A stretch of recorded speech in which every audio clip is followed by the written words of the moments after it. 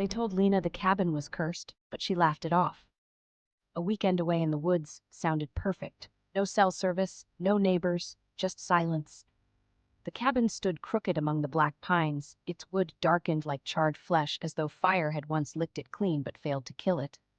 The air tasted of soot. Lena pushed open the door, the hinges screaming like something alive. Inside, everything was coated in a thin gray film. Furniture, dishes, even the bedspread. Ash clung to everything, drifting if she touched it. The fireplace was cold, yet smoke curled faintly from the chimney outside. She told herself it was dust. Just dust. That night, the floor creaked with footsteps, though she hadn't moved. She sat up in bed, heart pounding, watching the shadows stretch across the walls. A whisper rose from the fireplace, low, guttural, like a chant spoken through broken teeth. Ash began to fall from the ceiling, at first like snowflakes, then thicker, darker, clumping together until it writhed in heaps on the floor. The shapes rose, half human, half skeletal, their skin scorched black, eyes glowing like coals. "Get out!" they rasped. Lena bolted for the door, but it had vanished. In its place, a wall of splintered wood oozing sap the color of blood. She turned back.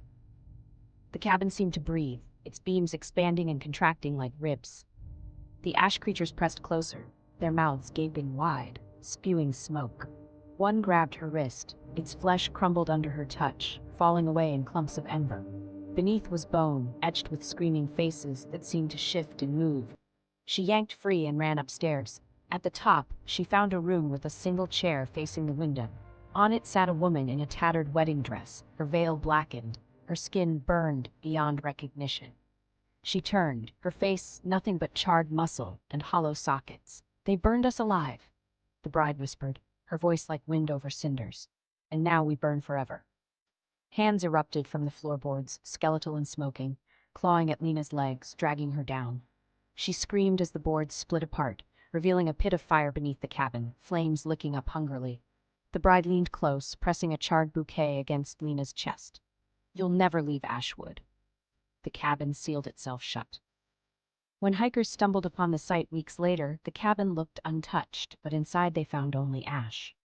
In the gray heap near the hearth lay Lena's phone, screen cracked, still recording.